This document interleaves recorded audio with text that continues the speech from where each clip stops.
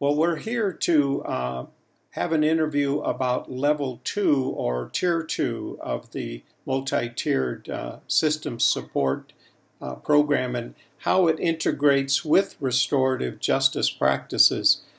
So would you mind introducing yourself and tell us about your role at the school? Well, not at all. My name is Cindy Johnson, and I am the Director of Curriculum here at the Randolph Academy. I'm entering my third year here. I've been a Director of Special Ed and a Special Education teacher for the other 25 years of my career. So, and you have been utilizing restorative justice there almost the entire time you've been at Randolph, is that right? Yes. I came in October and they had just implemented it the summer prior.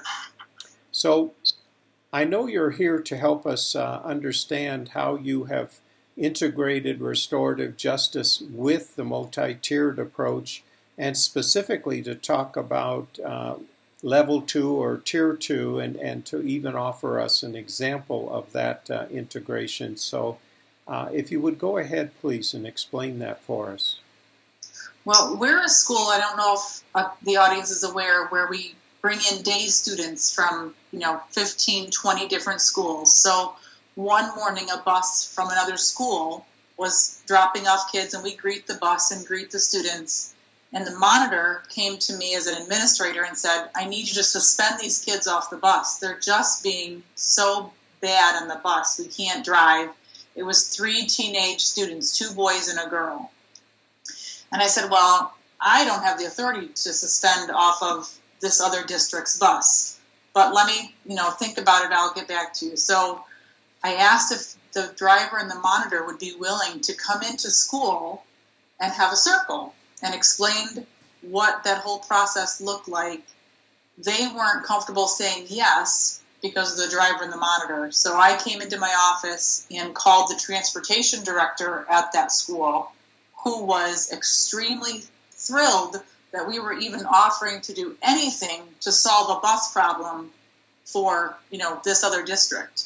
So we found a time the next couple days where the driver and the monitor could drop the kids off at 8 o'clock in the morning and then come into our building and stay, where we proceeded to do a tier 2 or a level 2 circle.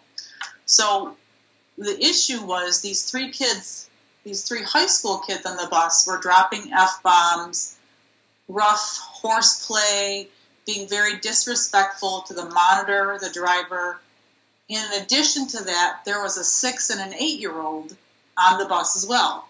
Mm-hmm. So there was 2 different situations. The monitor and the driver felt very disrespected, and it was hard for the driver to concentrate on the road when he was constantly looking in the rearview mirror at the kids. And they were concerned about the little primary age kids hearing all this language and seeing this behavior. So we had a level 2 circle with the driver, the monitor, the 3 high school students, the 2 counselors that were the counselors for those 3 kids. One counselor had 2 kids. And we just met in a circle and kind of talked about how the monitor and the driver really felt that the kids didn't appreciate what they did for them, that the kids were disrespecting the female monitor, the male bus driver, discussed the safety concerns, and that, this driver is really concerned about getting them to and from school safely, and also brought up the young students that were having to listen to and see this behavior on a daily basis. So it was very well received by the kids. Sometimes they just didn't understand that what their actions, they didn't think it was any big deal, and they didn't act like that in school. So we weren't hearing that kind of language or those kind of roughhousing behaviors in school. So they knew it wasn't appropriate in the school setting, but on the bus they kind of just assumed that it was okay.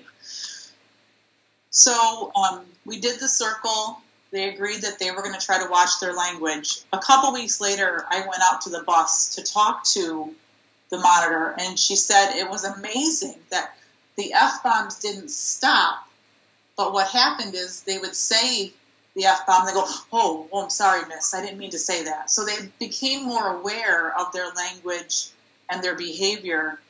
And after about 6 weeks, their behavior kind of started to escalate again, back into that mode of dropping F-bombs and being a little too loud and inappropriate on the bus.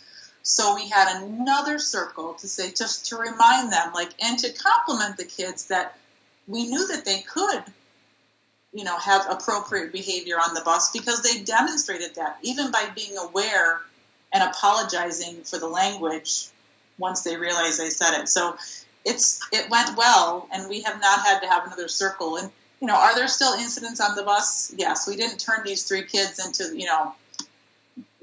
star pupils, but they're aware of their behavior and the language and how that language and behavior affects both the driver, the monitor, and the young children that are on that bus. And what a wonderful example to have the bus. I really appreciate that, because sometimes we forget that behavior can have a large ripple effect on many people. And yes. And I do know that bus drivers and monitors feel left out sometimes. The other thing that is fascinating about that story is it involved children from another school, so that our willingness, or your willingness, to share what you've learned about restorative justice with other schools is certainly a wonderful model. Congratulations for that.